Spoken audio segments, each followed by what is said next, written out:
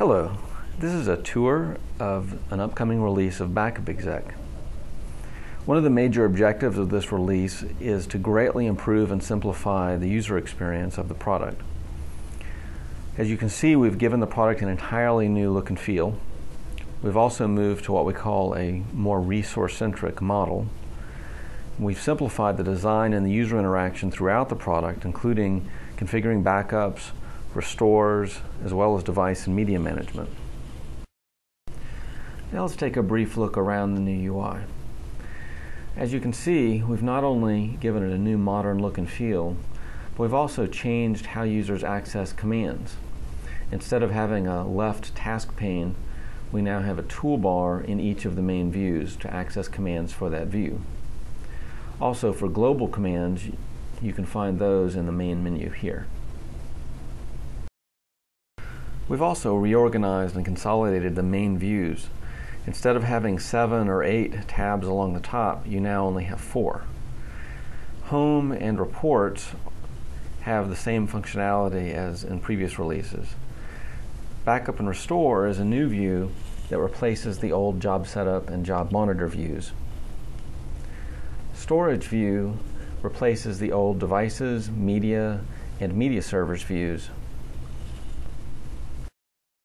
Let's take a look at the Storage View.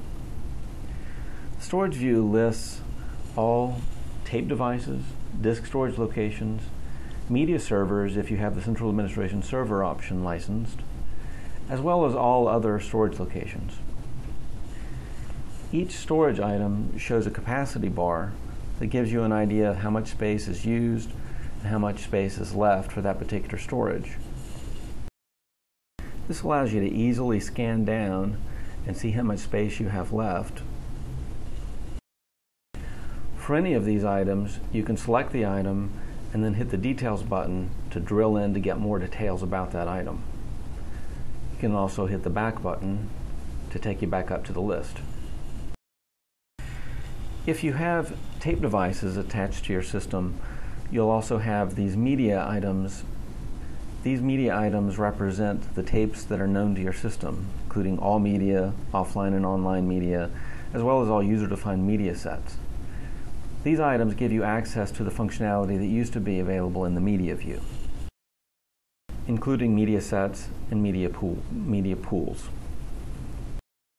So the storage view gives you one place to manage everything that used to be in the devices, media, and media servers views.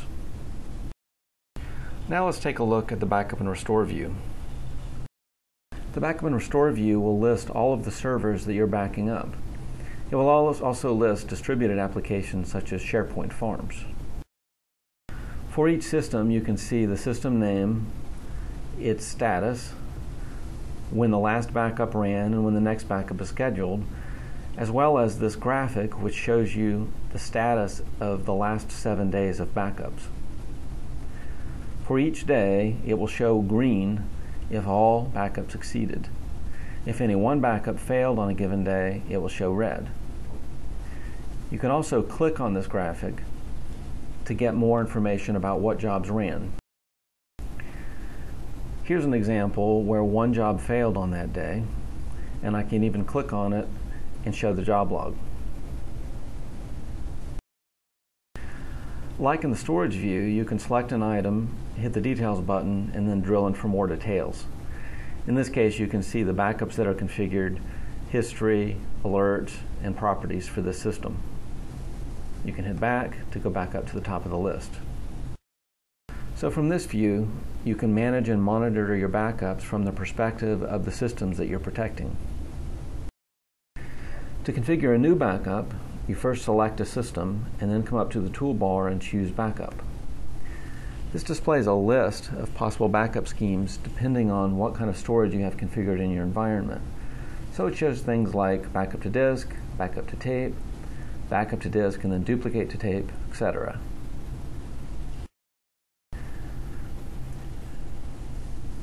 If I choose one of these, it will show a backup dialog that visually summarizes the backup scheme that I chose. Since I chose backup to disk, it shows one backup stage with a full and incremental to disk pre-configured. If I wanted to, I could add an additional stage, for example, another duplicate operation. I can then further edit and customize this as I need.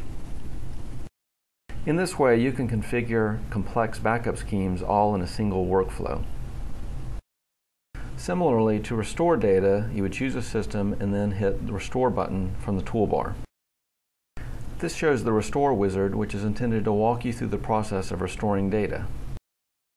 It first lists the type of data that had been backed up on the system.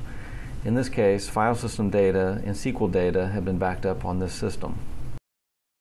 You first choose the type of data you want to restore and then hit Next. From that point forward, all choices and options in the wizard are dedicated towards helping to restore that type of data. This helps to reduce the noise and clutter in the restore process. So in this example for SQL, only the SQL databases that have been backed up are shown for selection. Because each type of application is different options are shown for each type of data. Another key feature is to allow users to select points in time for restore. In this case, for SQL, you can choose the latest point in time or prior points in time, and Backup Exec will choose the appropriate backup sets necessary to perform the restore. Subsequent pages allow you to complete other options that allow you to finish making the restore job. There are many more features to this upcoming release of Backup Exec. I hope you've enjoyed this quick tour.